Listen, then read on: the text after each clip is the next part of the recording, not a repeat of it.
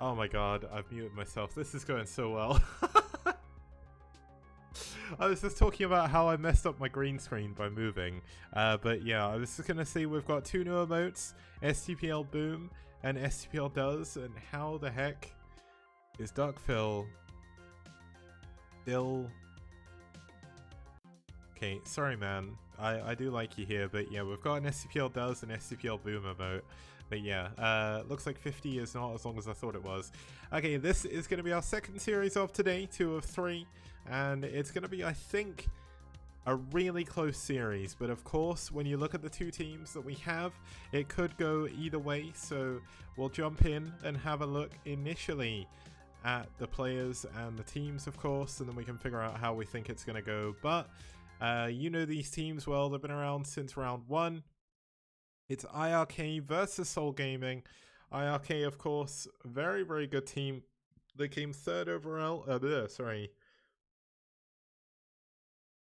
That's really sick while muted. Yeah, it's what was I gonna say? Yeah, iRk came 3rd overall in season 1, and in season 2 they've done pretty well so far. They're 1 for 2 at the moment, but this is going to be their chance to tie it up. Now, iRk are one of the only teams that have managed to take down SouL in the STPL.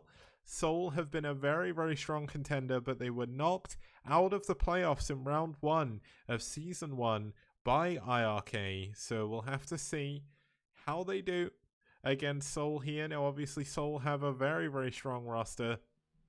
We're going to see some of them today. iRk have an equally strong roster, though. We're going to start off with DeWalt, Foreign Hope, versus Perfume on Desperado. We're going to have a PvZ between Oyaji and Zealot on Neo Outlier. We're going to have a TVT between SPX and Scan on New Tornado. And then we're going to have a TVP between Marwin and Bonneth on BlitzX. It's going to be kind of cool to see Marwin versus Bonneth. I must admit, I think that's going to be my key match. But obviously Bonneth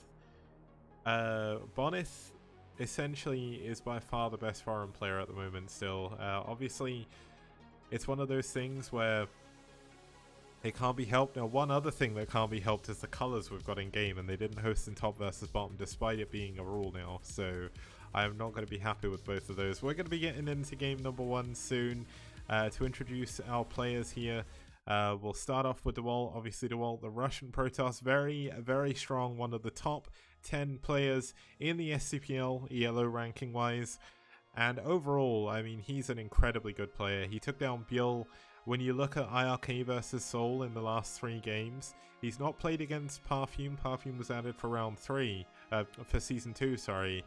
But he's 1 for 2 against SouL recently anyway. So looking forward to seeing DeWalt here. Obviously, DeWalt didn't do as well in the Corrupted Cup, but he's definitely one of the strongest players in a team league, best of 1 format.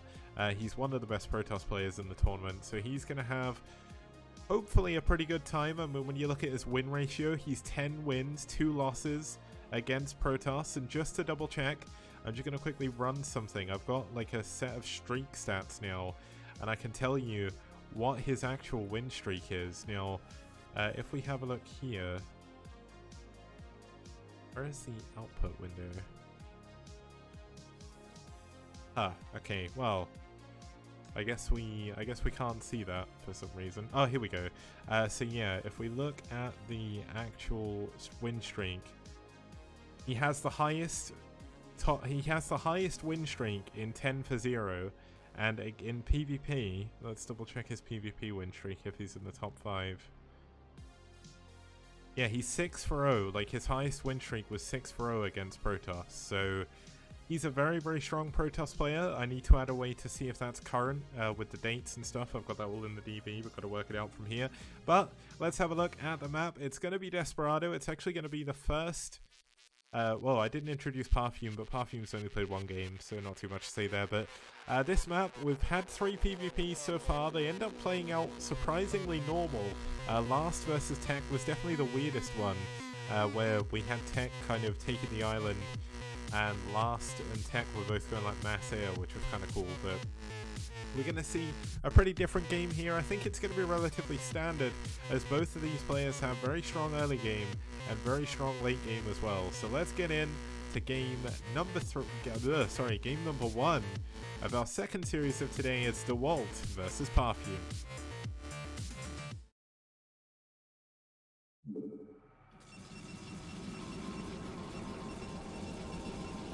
Okay, and now you'll see why I'm a little bit peeved with the colors we've got here, but we'll make it work. Starting us off here in the top left-hand position in the light blue. It's kind of like almost a lilac-y color. We do have fighting for SouL from South Korea. It's Perfume. And his opponent spawning down here in the bottom right-hand position, we do have the dark blue Protoss fighting for iRk from Russia. It's DeWalt.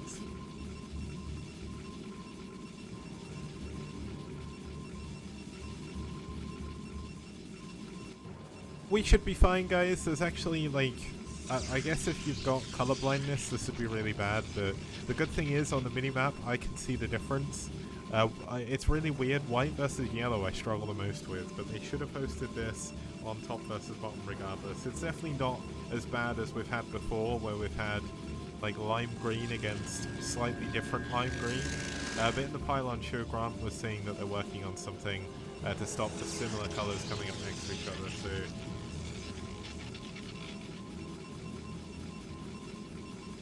one gate coming in for Perfume. DeWalt not yet added a gateway. It's going to be a little bit later for him. Now, I'm kind of... I don't understand how DeWalt... What, is DeWalt going to do Nexus first, or is he going to go 2-gate? Huh. Surely you don't go Nexus... Oh my god, he's going to 12 next. Someone get TT1 in here. He's going for a 12 next. Is Perfume going to be ready for this? Obviously going for 1-gate core.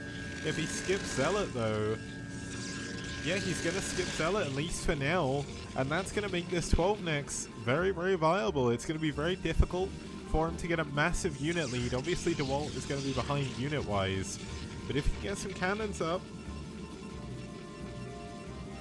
then maybe we could see something interesting. Now obviously with no Zealot, this 12 next is going to go completely unhindered for now. But Perfume, let's see if he goes to scout it. He should know when he gets into the main. Oh, he's actually going to just go and scout for it. Wait, he didn't see it, I don't think. Yeah, he didn't go far enough. Or did he? Huh, well, he's going to know now based on the gateway timing. Back here, we've got range coming in. No second gateway or anything, so yeah, he's definitely now seen the Nexus. I don't think he saw it the first time. He kind of went back to check, but gonna have core coming in for DeWalt. He's gonna add a second gateway on as well.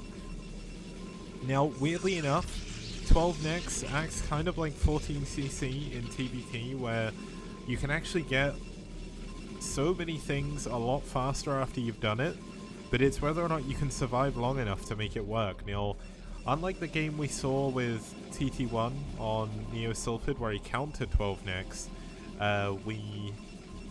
we don't have any like proxy robo or anything like that, but I still think Perfume is probably going to go for some kind of tech here. No. Second gateway coming in immediately.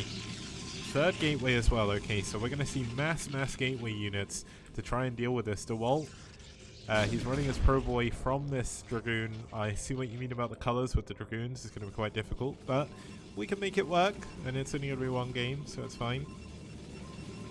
As you can see, they did not host on top versus bottom, so it'll be yellow versus yellow if we do that. But Zealot coming in, or Probe coming in even, gonna scout again. Super important to get the scout off, needs to know exactly what he's going to be up against, and DeWalt hasn't chosen any additional tech yet. He's just kind of mass building Dragoons. But the issue is he's going to be up against triple Dragoon production at a time. And that's when problems are going to start to arise, because if you're down in gateways, you're going to lose the engagement most likely unless you can play really well. Now obviously DeWalt does have this choke point to defend, and he also has the high ground, but here we go. Looks like we're going to get the first hit going off by Perfume. DeWalt very cleverly moving back, wants to make sure that he gets his shields back on this Dragoon. Can't lose the Dragoon this early, but it's going to be 2 versus 1. And this is where the problems start to arise when you go for this 12 next build. When there's no forge, so there's no cannons. But let's see what DeWalt's micro is going to be like. He's going to move back. Looks like we are going to have the Zealot taking a few hits to the front. Finally, we have 2 versus 2. And this could be a big swing in DeWalt's favor. If he can get this first Dragoon, he is going to be in a very, very good position.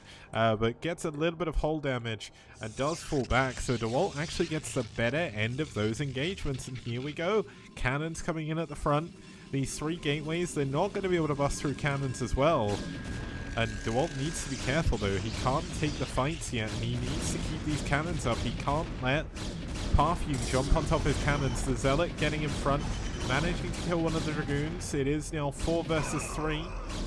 But DeWalt's still in a good position if these cannons can come up. The probes have been pulled out the front as well. Another Dragoon goes down for DeWalt. Another Dragoon goes down for Perfume. But the cannons are here. And this is going to be the real strong point for DeWalt. He's obviously not mining off of his natural nexus at the moment. Other than a couple of probes, it looks like. But he does have more probes overall.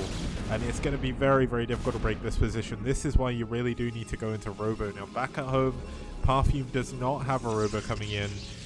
No additional tech whatsoever, so it's mass gateway. He's going to try and dive the cannons. This is a very risky play. Nice target firing by DeWalt. Going to get 2 of those Dragoons. Does lose 1 of the cannons, but it's not game over just yet.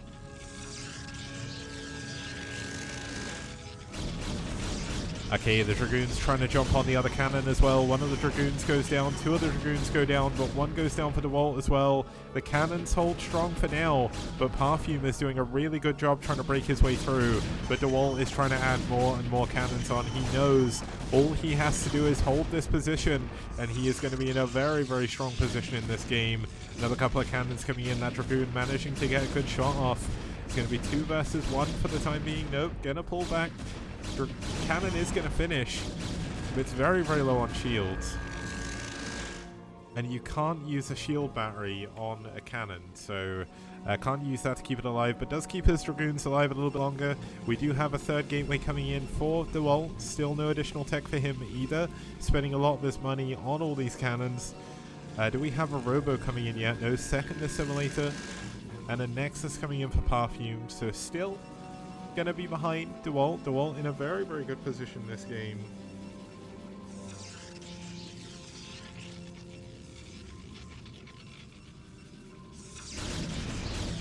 Okay, looks like Perfume with a little bit of a miss micro there. Going to lose 1 of his Dragoons to free. Definitely going to be benefiting DeWalt here. Now, DeWalt should use his shield battery to heal up the shields here. But, oh, the miss rally, I think, here on the Dragoons making it very, very awkward. Looks like DeWalt's trying to break through. He actually does have enough to single target down Dragoons. Nice engagement by DeWalt so far. And this is where the colors become a problem. It is 3 versus 4, 4 versus 3. That was 3 versus 5, 4 versus 3, but now it's 4 versus 2. And DeWalt definitely gets the better edge of that engagement. And as someone pointed out, very, very rightly so, +1 attack is on the way for both players. DeWalt does have it a lot quicker though. And my god, Perfume looks like he's playing a PvZ, adding on another 2 gateways, not going for a Robo or anything. Neither. Just imagine if DeWalt had gone for DTs or something here. Now, unfortunately, Rapid in this stasis cell is going to go down here, and it looks like DeWalt is going to try and take a 3rd base. This is a crazy game. But DeWalt obviously doing a very, very good job. The trouble is, if you build a Nexus here, your cannons are suddenly less worthwhile. But obviously he did need that to stay alive in the early game. He's actually got a 15 supply lead now. He's up by 6 probes, which is absolutely massive in PvP. But without any additional tech, it's such a strange situation to be in. We do finally have a Citadel coming in and Templar Archives. Could he just win with DTs? I mean, there is a Forge, but is there any cannons in either mineral line? It doesn't look like it. Looks like DeWalt going to try and break through. Does need to be careful. The arc, very, very good for Perfume. And DeWalt losing a ton of his Dragoons here, but trading pretty efficiently. He's actually still got the Dragoon lead. Going to pull back, though, knowing the probes are going to do a ton of work there. Perfume very cleverly keeping a probe over here to allow him to drill with his probes, but DeWalt's going to pull back, but the important question is, he's got a Templar Archives, and his opponent does not have an observatory. Finally, the Robo has come in. Oh wow, he's actually just going to skip DTs. He's going straight into High Templar. He is looking to play a late game here, and in this mid-game situation, DeWalt is definitely very, very far ahead. But are we going to see a third base? And if so, is he really going to take this mineral only?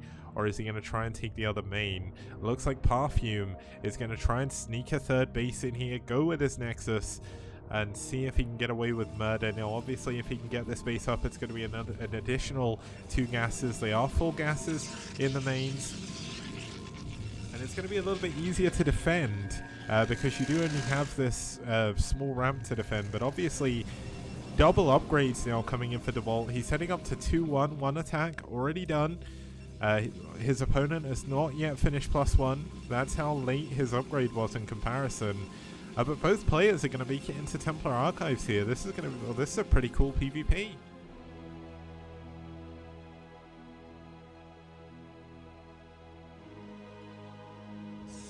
Okay, third base coming up here for DeWalt. Not the best positioning. Obviously, it is only a mineral only, but it does give you access to this gas base a little bit later on. And it's a little bit easier to defend. Obviously, if you go for another main, you're going to be spread out very, very thin. Now, okay, the observers look the same, but he does manage to kill DeWalt's observer. Second observer going to be looking around for a third base. Is he going to check this other main? If he gets a Robo and starts dropping, well, I mean, he obviously has a Robo, but if he gets a shuttle and Storm drops that base, there is going to be absolutely nothing Perfume can do about it. But DeWalt looks like he just wants to take a 4th base, and why not? You think your opponent's still on 2 base, you haven't seen his 3rd. But if you feel that far ahead, like you saw, there wasn't actually that many units back here, and he has Storm already. So why not just expand? And that's exactly what our Russian Protoss player is going to be doing. Now we are going to see an observer coming in for Perfume. He'll see that the High Templar are done. They are starting to grow a lot of energy. No Kadarian Amulet on the way just yet, but he's going to check and see the gateway count too. Now it is 1, 2, 3, 4, 5, 6, 7 gateways for DeWalt. We've got 1, 2, 3, 4, 5, 6, 7, 8, 9 gateways for Perfume. So definitely a gateway advantage for Perfume, but a tech advantage, at least momentarily here, for DeWalt as Storm is not done. Zealot Legs, though, on the way over here. Looks like Zealot Legs have already been finished for DeWalt by now, so DeWalt's still in an amazing position, but he does need to scout and find this other main, because this sort of move can win you a game. And unlike a best of 3 or a best of 5, if you lose, you lose. Like, it's a best of 5 overall in the series, but this is a very, very important game for iRk to be able to take. Now, it looks like DeWalt's going to go and check the other main with his probe. He knows something is not right. He's seen no third base at the mineral only. He saw no third base up here. But is there a shuttle? Yes, there is. Let's see what he's actually going to do. Obviously, Storm dropping the mains is going to be very, very important here as well. Now, actually grouping up his entire army under this observer, it's a shame he didn't build another one. But he sees the other main now, so that's going to be super important. And he is going to go for the attack. Now, there is a DT for Perfume. Now, DeWalt did see that with his observer, but is he going to be able to really properly defend against it? Looks like one of Perfume's Zealots going to get ahead of the rest of his army and try and go in to defend. But DeWalt's not sending everything up there. He's sending the Zealots in, and he's going to come in from the side with his big army. I mean, a cannon's trying to come up in the mineral line, but this is going to be a really good position for DeWalt to attack into. The DT up on the high ground is going to do a lot of damage if he's not careful, but let's zoom out a little bit. Nice Storm. That's one from Perfume. Whiff Storm there by Perfume. Actually, this is so hard to keep track of the engagement. Looks like we've got Perfume coming in from the top right. DeWalt with some amazing storms, though, doing so much damage. DeWalt with so many units in the middle here, but the Archon from Perfume holds steady. It looks like Perfume has a good number of units still in the top right here. They have finally fallen down. and DeWalt definitely gets the better end of that engagement. He's currently up 60 supply. The base over in the top right is going down. There's absolutely no mining up there now for Perfume, and DeWalt is going to be able to push forward here. GG, Perfume taps out, and DeWalt takes game number 1. And yeah, to point out, 2-1 was done for DeWalt as well, so that was obviously a major factor in the game. So let's actually quickly come back to me. That was a really, really cool first game in the series. I did think iRk versus SouL was definitely going to be one of the better series we'd get in Season 2. Obviously, 2 very, very good teams from Season 1.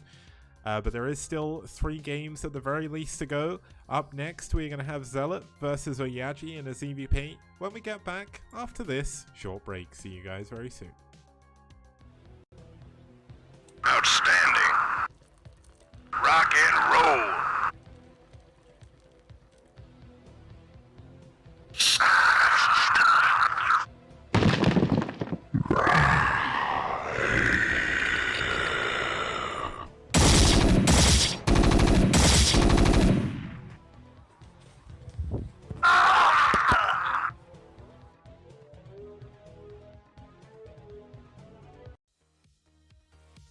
STPL does.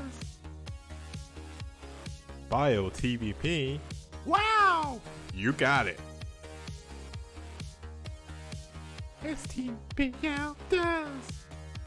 Mass Scouts? No problem.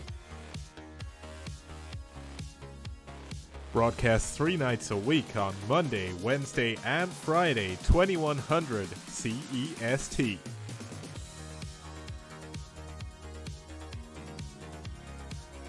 Fantastic casting, fantastic production, fantastic prizes. Only here on the STPL.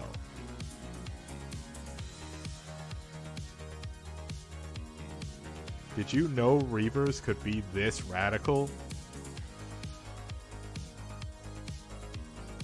How did these lings even get here? All I know is that's one dead base. STPL does. Wraiths, Valkyries, Carriers, and Corsairs. Forget about it. You won't see that anywhere else.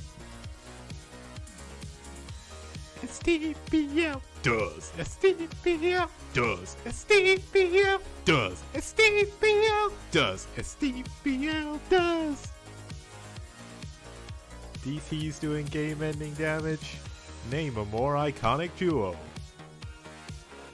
We've even got Carriers in PvZ. How amazing! A global team league on the scale you've never seen before. Don't see this in BWCL, STPL does. All that and more, only on this amazing 64-bit STPL. What BWCL don't. Impressed? I know I am. Why not support us on the link below? Patreon.com/. Okay guys, welcome back here to the STPL. My name of course is Kix, and we're watching iRk versus SouL. This is a very good moment to mention our 2 wonderful sponsors, Liquipedia for giving us an initial $500 to the prize pool, and also offering to do a bracket contest at the end of the tournament when we get to playoff stages. That should be very, very fun. And the other one is Matcherino. They've given us, how many codes? They've given us 250-cent codes. So if you hit that Matcherino link that was just spammed out in chat, log in with your Twitch. It's all above board. You can add 50 cents to the prize pool completely free. You do not need to pay a penny. So yeah, that should be cool. I'm just reading what Nice Funk said. Let's have a look at our 2 players here. It's going to be a ZVP here on New Outlier, but starting us off, fighting from Sweden, we're going to have Oya. Oyaji has been around since the very beginning of Season 1. He went a little bit inactive since the end of Season 1, actually. Yeah, no, he wasn't actually. He's been playing a lot in Season 4. I am so Season 2. Man, there's so many different seasons and rounds, and I keep getting the words mixed up. But yeah, it's Season 2. He's played consistently so far in Season 2. He's done a very good job. He's 3 for 1 in his last 4 games. in this season. He's 4 for 4 against Zerg, so definitely going to be a strong opponent here for Zealot. Obviously Zealot, the South Korean Zerg hope. He's done really well getting into ASL a couple of times. A very big up-and-coming amateur player at the moment. He's currently 6 for 1 in the STPL. He beat Aru, beat Dragon, and then lost to Aru, so it's going to be his 4th game against Protoss as we go into our second map here. It's going to be New Outlier. Now, New Outlier I pointed out before, we've had 5 for 1 in favor of Protoss here, so certainly not looking to be the best Zerg map right now, but the games we've had have definitely been very strange. All this time off is right in my brain. No, it's trying to fix my PC, because I got a new PC, obviously. I've been trying to sort everything. Oh, thanks, Love Weaponized. the commitment to BW. Great job. Yeah, huge thanks, Weaponized Funk, for the $15 donation. That's going to go towards my extra monitor to make my life a little bit easier, because right now I'm essentially using my phone as a dashboard, so I don't have to look far off. QIKZ is the man. Thanks, Few, for the sub, man. Means a lot. 4-month sub as well. Sweet. Okay, let's get into game number 2. It's Oyaji versus Zealot here on Neo Outlier. Easily amused, huh?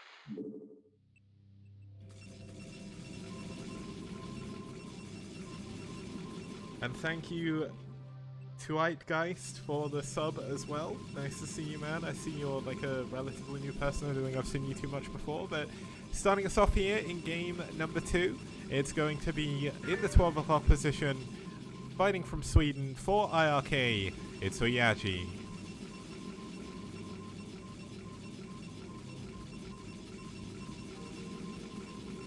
And his opponent starting off down here in the bottom right-hand position, we do have the Red Zerg fighting from South Korea for SouL.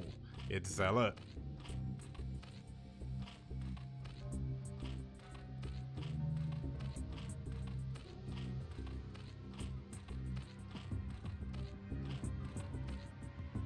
Just reading Weaponized Funk, like, I know you mentioned about people proposing maps for the tournament. For a specific amount of money. What I'm going to do is I'm going to do like a map contest for Season 3. I'm going to put up what maps I want to put in, and then we'll do a vote for like a fan map as such, out of like a specific set, because I was thinking of doing something on Patreon for the maps, but essentially I realized it wouldn't be all that good. Essentially, like, I don't want to put a map that's completely garbage in the STPL. I know people make jokes about kicks maps and everything, but at least the maps I've put in have had some prior play, and I know they're good maps and they lead to good games. That's why I picked them. But yeah, I don't want someone making me put Crystallis in the map pool, even though that is such a sick map. I don't think I could cast a long team tournament with it. Now, Zealot's actually going to be hiding his drone up here before he takes his hatchery. Now, this is to maybe throw off Oya, but unfortunately for him, Oya scouted in the other direction first, so didn't really do anything other than delay his hatchery and delay his mining time a little bit. Avi, genuinely, I was going to put Sparkle in this map pool, and then I realized I already had Neo Arkanoid, and I couldn't really put 2 island maps in, so wait and see what happens. Sparkle's definitely one of my favorite maps, so it may appear in Season 3.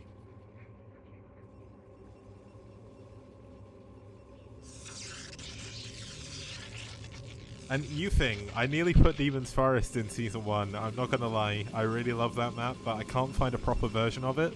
The only version I can find is the weird one they did for IC Cup, where they replaced all the trees with half cut down trees, so it makes it worse somehow. But yeah, we've essentially got we've got our own version of it with white out, so it's all good. Now in terms of builds, we do have Zealot going for 3 hatcheries after his pool, going for speed as well. We've got Forge Fast Expand for Oyaji. Just to answer you, Network 1996, this is a global team league. Essentially the format is a best of 5 per team match, so each team fields 5 players or 4 players and an ace player, kind of like the old Pro League format from back in the day. It is best of ones between the players, and that's why we can kind of get away with some more funky maps, because by having imbalanced maps in the map pool, it just means they don't get sent, or certain races don't get sent out on certain maps. And having like anti-Protoss maps isn't necessarily a bad thing, given the fact that Season 1 was mostly PvP for the first 2 rounds, so...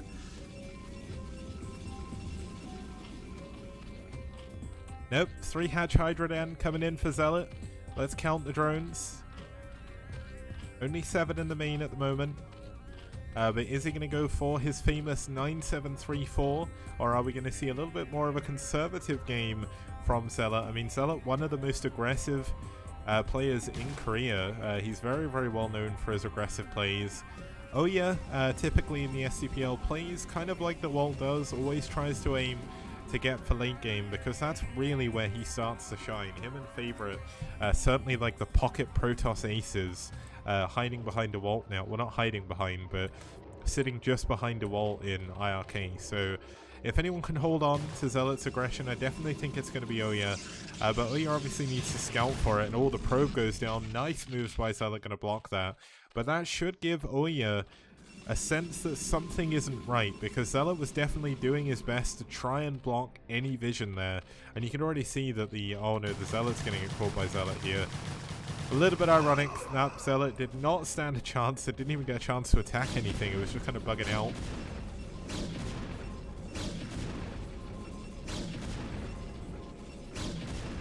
Yeah, the ASL map thread has a ton of cool maps as well. Now we've got another additional 2 gateways coming in, but what that means is that no additional cannons. Is there a lair? No lair just yet. Let's count the drones once again. Still 7. Wait, 8 now. Apparently, oh, it is 9. So 9, 6. No 7th drone. Interesting. And 2.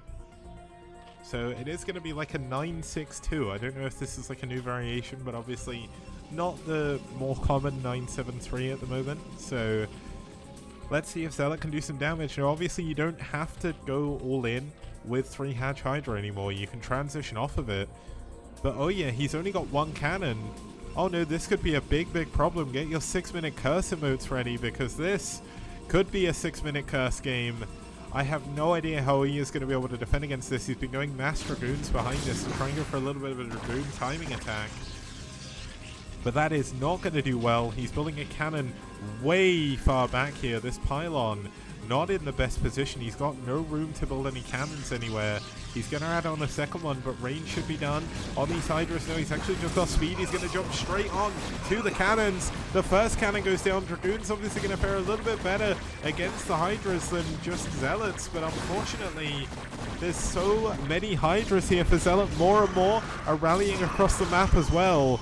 And all of the Dragoons going down almost immediately. The Forge is not even going to go down, so +1 is going to finish.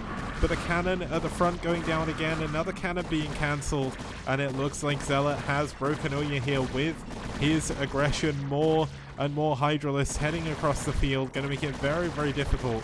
But Oya going to give up his high ground. He's got a lot of gateways down on the low ground at the moment, so maybe he can make a miracle happen with Dragoon Micro. But the Dragoon's getting caught off guard. Gonna lose 2 of them, or 1 of them. Yeah, there we go. GG. Oya taps out and Zealot takes game number 2.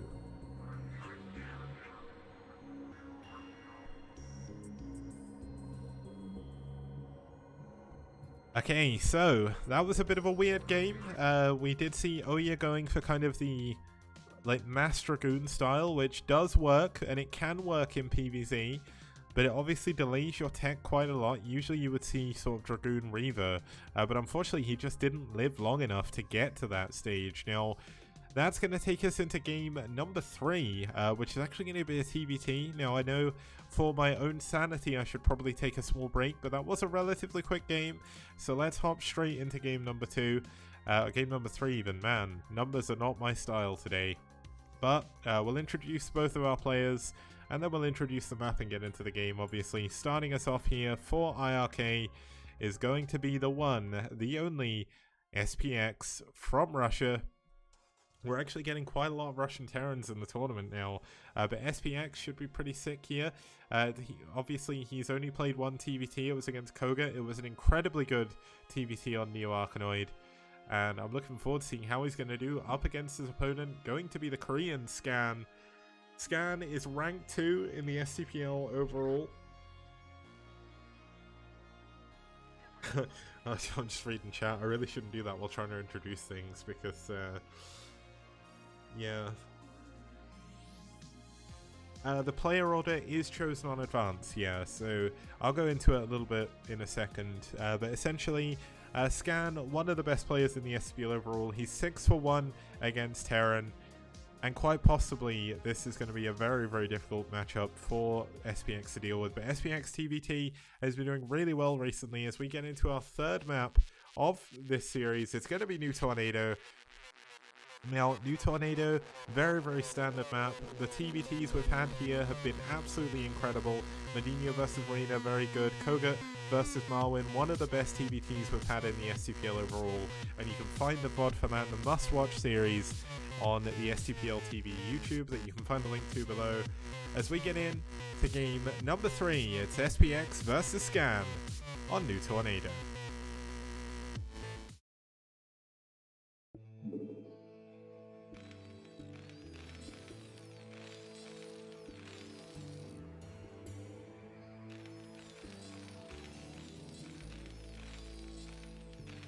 Okay, starting us off here in the 12 o'clock position, we do have the South Korean fighting for SouL. It's going to be Scan.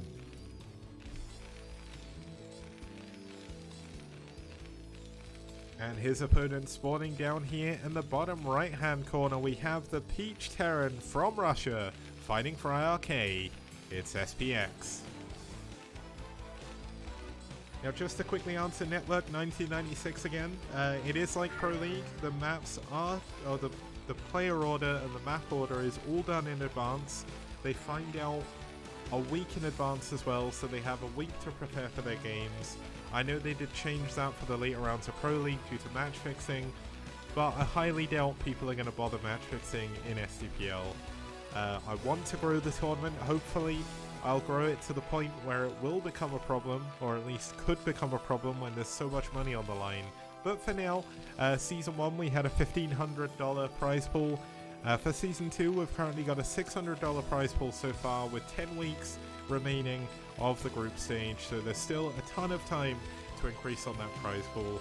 And you can help do that completely free by plugging in the Matcherino link, which is just about to appear in chat. If you click on that Matcherino link, click on sign in with your Twitch account, and you can add the code LSTPL to the prize pool completely free. And obviously looking back at the TVT we've got here, we've got SPX going for gas, barracks, same as Scan, so everything is perfectly normal.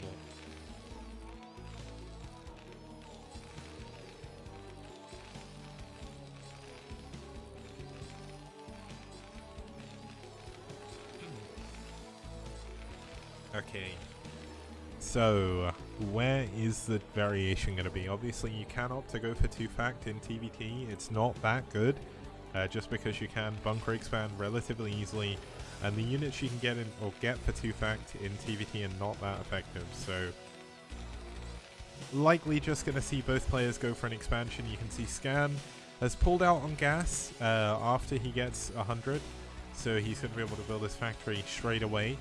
SPX, however, he is actually sticking in gas for now. Now, does this mean we're going to see a starport after this? Very likely.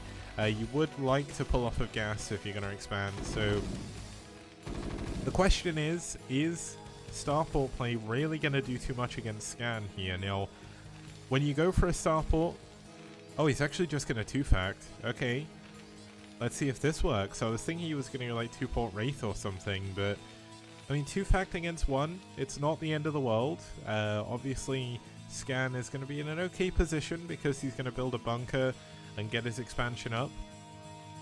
But maybe SPX can do a major damage. Now, what variation of 2-fact is this going to be?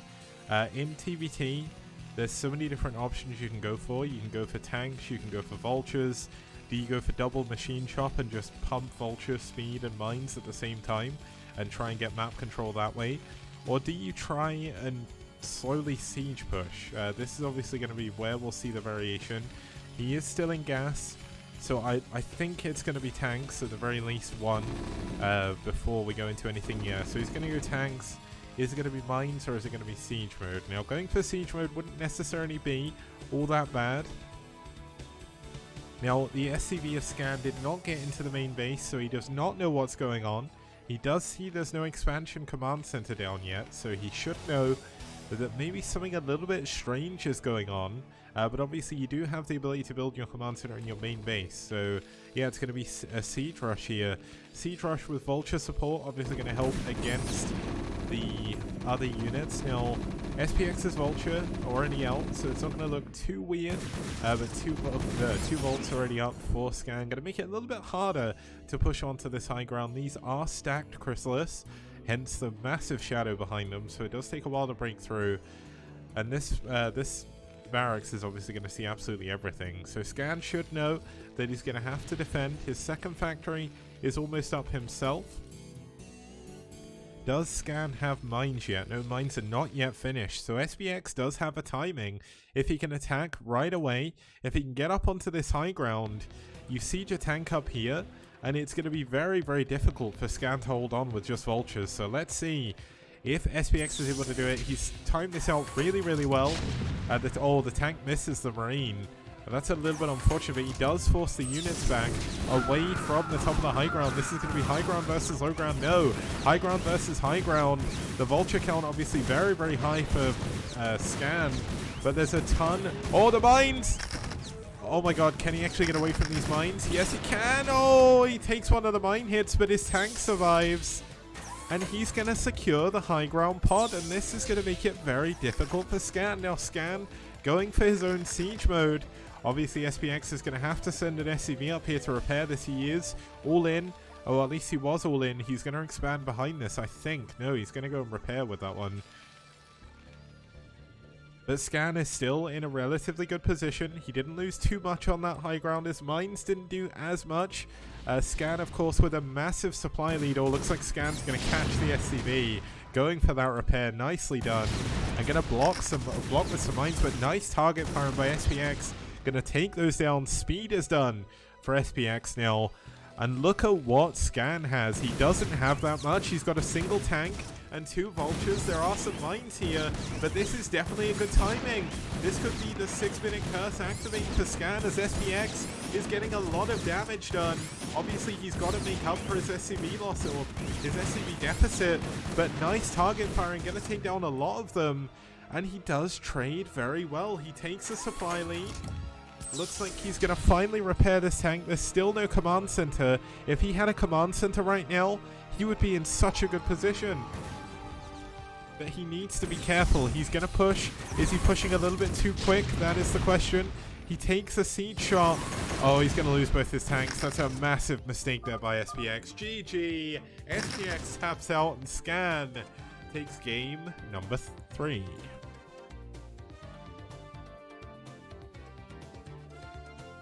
Wait, 7 minutes 7. That was the double 7 curse. We're just making new stuff up now. That was a really cool TBT. Unfortunately, SPX pushing a little bit too far forward, a little bit too quickly. I think he assumed he'd be out of Scan's vision range, but the mines at the front giving him that little bit of extra vision, and SPX crawling a little bit too far forward is going to take us to 2-1 in favor of SouL. But we're going to have the Protoss hero Bonneth up against iRk's Marwin when we get back after this short break. See you guys very soon.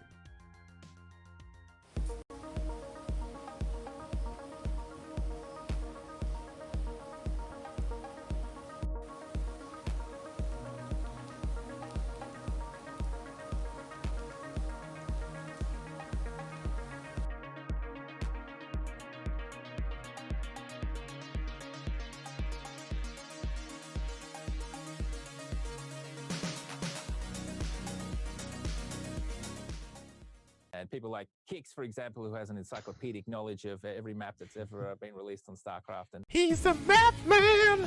Skibby-dibby-dibby on dude. Skeeve it on, dude, dude. Skeeve it, dee down, dude, dude. He's the map man. Ba ba da ba dee da ba ba da boop. Ba ba ba da boop.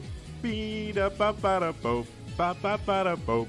Everybody plays one way or the other, so check out my message to you.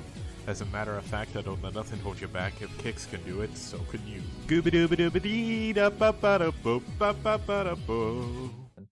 Please don't listen to him for maps. Yeah.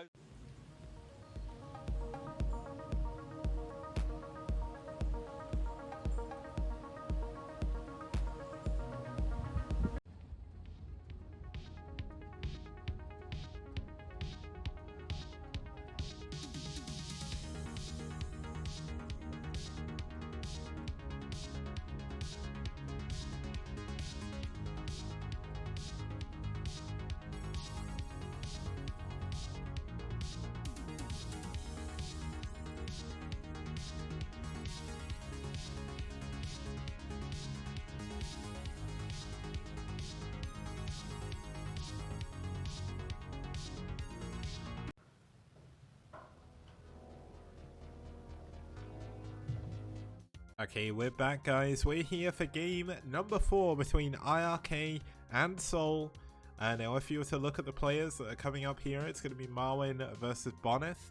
Now, that means, I mean, if you were to look at it with no consideration of how the game's actually going to go, people are probably assuming Bonneth's going to win here, which means if he does, we will be heading in to the ace match. Marwin has only got a 40% win rate overall in the STPL, but he's been up against some incredibly strong players.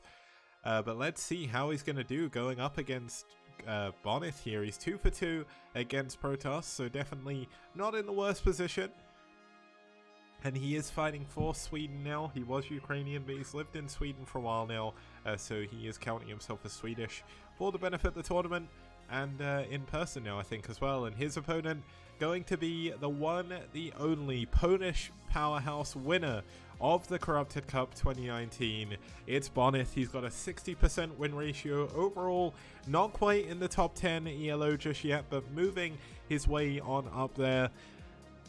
And overall, I mean, Bonneth is an absolute boss. What else can you say? He's 6 for 5 against Terran. 2 of those losses were against Mind. That is the pro gamer Mind.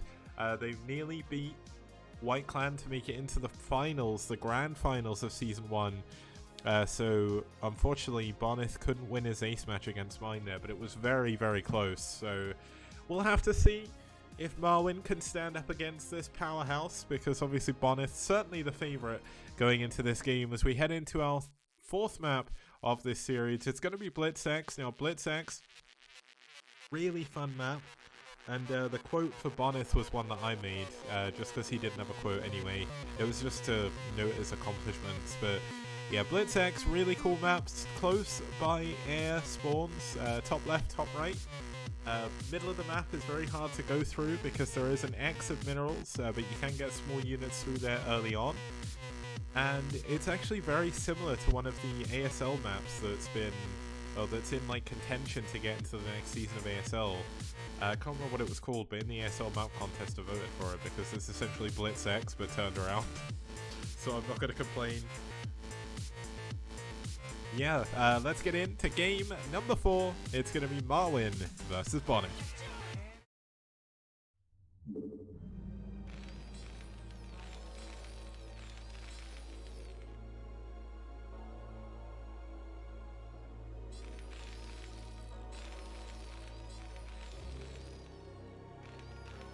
Okay, starting us off here in the top left-hand position, we do have the White Terran fighting for iRk. It's Marwin.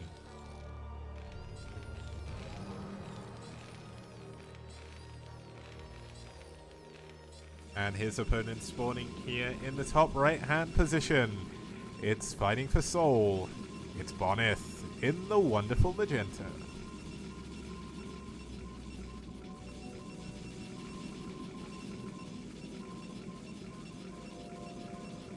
Okay, let's see what Bonneth is planning to do. He actually plays quite aggressively when he feels like he's in a good position. Marwin is a very strong foreign Terran player though, so it's going to be a little bit more difficult to get away with what he does against some of the lower level Terrans. But certainly, I think we're going to have, I'm hoping, a good match here. This could, of course, be a very quick game, depending on how Bonneth and Marwyn want to play this out. If Marwyn tries to all-in Bonneth, and it fails, or it works, we could have like a 5-6 minute game. But I really want to see a macro game between these two players, because everyone knows how good Bonneth is, but I'm not sure as many people know or understand just how good Marwyn actually is in a macro game. So, Marwyn, let's see what he's going to do. Is he going to go for a gas, or is he going to go for one max fast expand? Bonneth is very, very likely to get a Zealot early on. He's very, very well known for a Zealot micro in the early game. One of the things I think Rapid said, and Artosa said at the Corrupted Cup as well, was Bonneth is essentially, he has like Korean level micro, but he's not Korean, and that's his best asset. Now, we are going to see the core coming up first. Marwyn is going for a gas, so looks like Bonneth may in fact skip the Zealot. Looks like I've been wrong about that twice today, but that's all good. Yeah, oh, no, there goes the Zealot. Okay, it's cool. Bonneth got my message. I just telepathically told him a week ago when he played this game, you got to build this. So Bonneth, obviously this game would have been played the week after he got back from the Corrupted Cup, so it would have been hot off the heels of him winning the whole tournament. So that's obviously going to feel pretty good. So he's going to have a lot of confidence coming into this, and that also has the opposite of effect for Marwyn, because Marwyn, he didn't make it into the Corrupted Cup himself, if I remember correctly. I don't remember seeing him there. Maybe he was, and I'm just being silly. But, I mean, seeing the fact that your opponent is going to be the person who's just won a major, major tournament, it can't be the easiest feeling in the world, but that's what separates contenders against someone like me, because a contender doesn't get thrown off. No matter who the opponent is, they will play their absolute best. They'll take it to a macro game because they know that they can win if they try hard enough. And now Marwyn is not going to see that Bonneth is hiding a pylon in Bonneth's main, but the main is so big that that's actually right next to Marwyn's base. Here we go. Bonneth going to come in with his probe and his Zealot. Let's have a look at some of that trademark micro. Looks like Marwyn doing a really good job counter microing for the time being. Let's see if he can keep his Marines all alive. It's very, very difficult to do this. Nice micro by Marwyn so far. Only taking one hit from the Zealots. He lifts his factory though. A little bit of a mistake there, but oh my god, he's going to get the Zealot without losing a single Marine. Marwyn, what a boss. That was really, really sick. It's very, very difficult. Now, Bonneth, unfortunately, does not realize that only small units can get through there, so he cannot rally his units across the map like the way you'd want to. You're going to have to run that Dragoon back and run it the long way around, and that is going to be a massive advantage for Marwyn. Oh, Bonneth making a mistake there as well, attacking his own pylon. What has gotten into Bonneth in this game so far? He's making a couple of mistakes, losing that Zealot for free. I mean, the probe stays alive, but he is going for a proxy robo. Well, I say a proxy robo, but if we zoom out, it's actually in his main. It's just, it's so far away, it's almost like a proxy, okay? Like, if we were to turn on all vision, look how close this is to Marwyn's base. It's really, really close. But we'll have to see what he actually plans to do. We actually saw Tim do a strategy like this before, where he didn't go for Reaver. He just kind of went for kind of a mass shuttle drop and just kind of died to mines, unfortunately. This is Bonneth, of course. Bonneth is, in fact, going to go for the Reaver.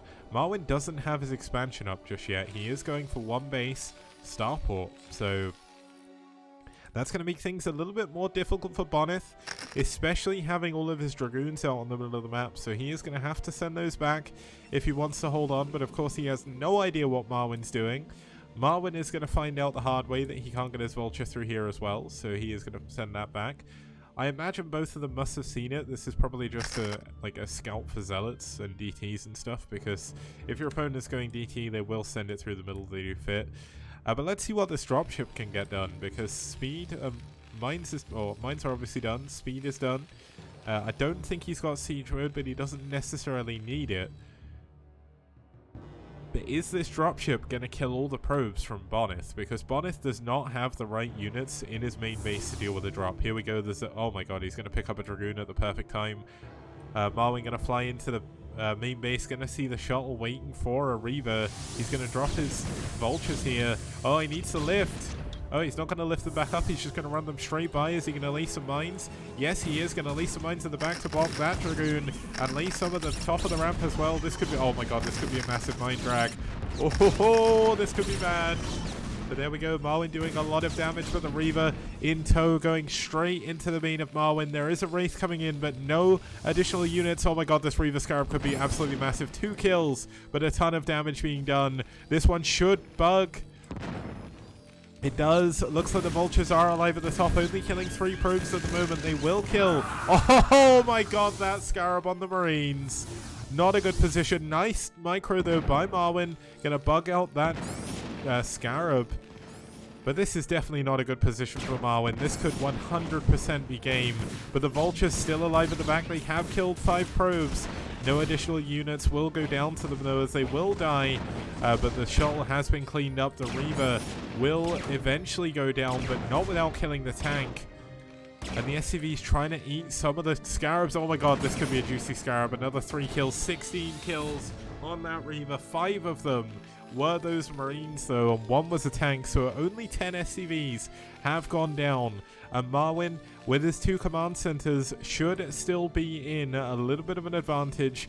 Bonnet that entire time was unable to mine from his second base due to the mines on his ramp. He didn't want to lose any probes to them.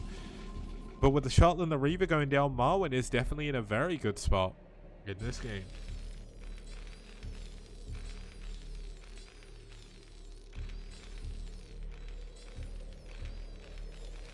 Okay, command center coming up here. Observer going to come in, just confirm what he's pretty much already seen. Just checking, is there any additional defense here? No, there's not, so he's going to try and add on another Reaver. But unfortunately for him, there is a Wraith, so that is going to be able to camp the Robo if he wants to. That could be a really, really good choice to try and get an additional Scarab. But I think he's trying to look around for an Observer. Obviously, not the biggest deal because he can't actually scan it yet. There's no Academy in this game as of this moment, so he's going to need to make sure he gets that soon. +1 attack is on the way though, probably going to have a 3rd factory coming in as well. Now it looks like the dropship did in fact go down, or did he save it? Yeah, no, it looks like he lost the dropship at some point. I don't know how. We're going to have an engineering bee out here to kind of help try and scout for this. Marwin going to see if he can do a little bit of extra damage at the natural. Bonnet doing a pretty good job defending those, so we'll pull back and just look to lay some mines to block any possible 3rd locations from Bonnet. And Marvin's doing a pretty good job with his SUV production now, so this is exactly what he needs to do. Now, he does have a timing here if he adds an additional 2 factories. 5 factory bust when you know you've killed their Reaver shuttle without taking too much damage. Could be a good choice. You can obviously take a 3rd base as well. This base is very easy for Terra to be able to grab hold of.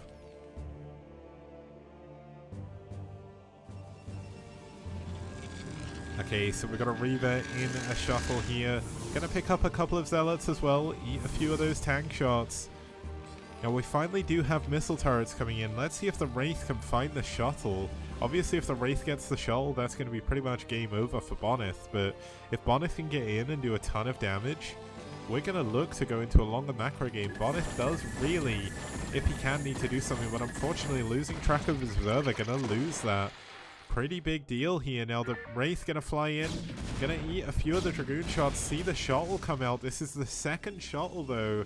He does not know about the Reaver shuttle, so maybe he's going to assume there isn't another Reaver, and this could be a big deal. Now double shuttle coming in, 2 Dragoons and 2 Zealots and a Reaver, going to fly directly over the non-done missile turret.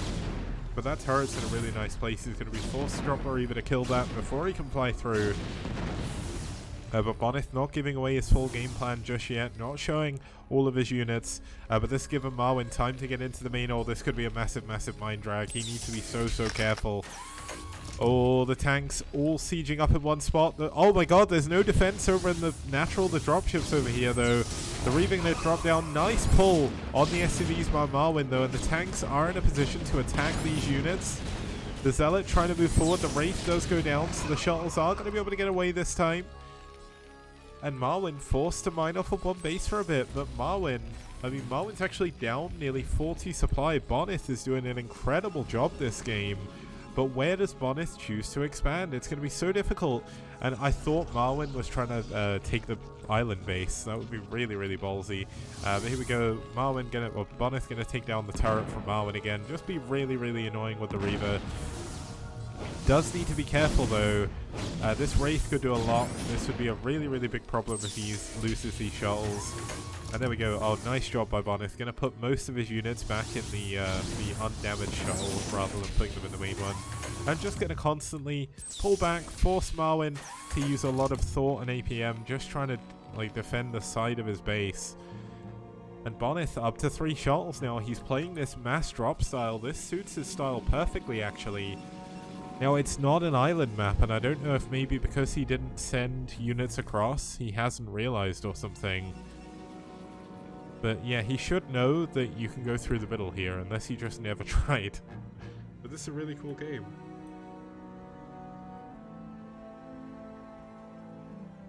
Okay, double observer. Looks like he has seen the ground, so he does know. I think he used observer to scout that way before anyway, but triple shuttle coming into the natural.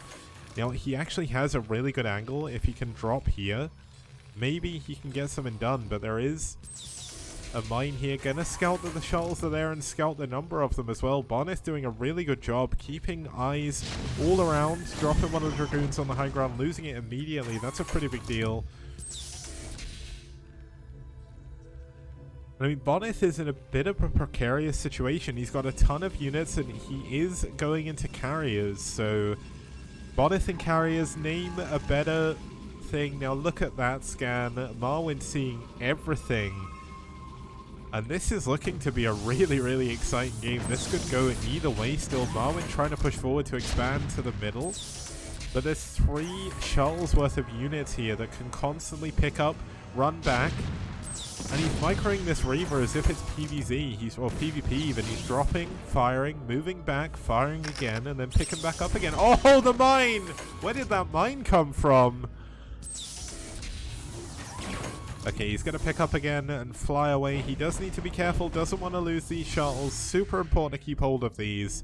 Marwyn is going to be able to secure his 3rd base, at least for now. But how do you secure your 3rd on this map in that location against these carriers? Let's take a quick look at the 3rd bases. This is all dead space. And Bonith can dive over and come back over and over again. And we'll have to see if that's what he's going to do. But both players expanding towards the middle here. But Bonith certainly with a massive advantage in the game at the moment. Let's see if Marwyn's able to deal with it. Now let's have a look at the upgrades. +2 attack. Very, very late this game, which is going to be another big problem. Using the engineering base to actually get his interceptor out here. Pretty good moves by Bonith so far. Going to be able to take down one of these Goliaths. A nice number of turrets though. Already up for Marwyn. Marwyn knew what he had to do when he saw those carriers come out. And it's going to force Bonith's carriers back for now. Obviously 6 carriers are going to be the major breakpoint.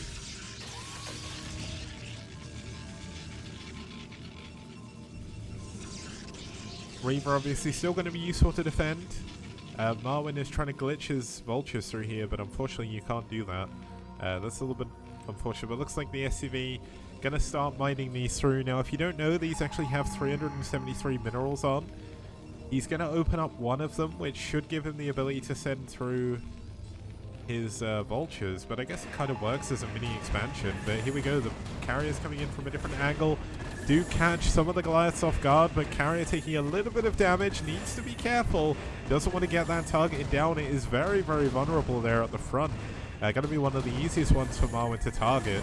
But I mean, Bonith is doing such a good job with his carriers so far. He's going to start taking down some tanks as well. He'll see the SCVs trying to mine out the middle minerals.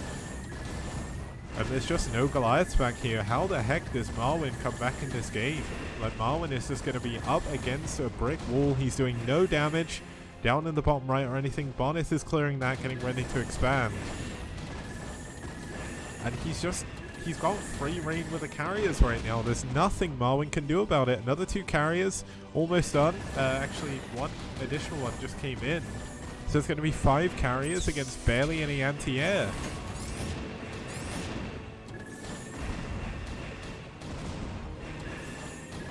Now let's have a look at the production. There are no cloak wraiths on the way, unfortunately, but there is 6 factories now. 6 factories are not going to be enough. You're only on 2 gas for the time being. He hasn't managed to secure this gas. He's continually trying to build turrets, but obviously Bonus just needs to focus them down. Now he has lost a lot of interceptors, so he is going to have to go back. 4th base is on the way. Dragoons coming through to sweep mines, clear out the middle of the map so the rest of his units can get through. And I mean, this is certainly a good situation for Bonith to be in. Marwyn is going to have a lot of trouble in this game. Bonith has got to his perfect place he always wants to be. He's in the late game. He's got a ton of carriers. He's got a massive gateway army. And Marwyn just has no map presence. And look at this. He's going to catch the Goliaths around in the middle on their own. Now, this is a good siege location here for Marwyn. He's going to be able to hold on to his base just a little bit longer.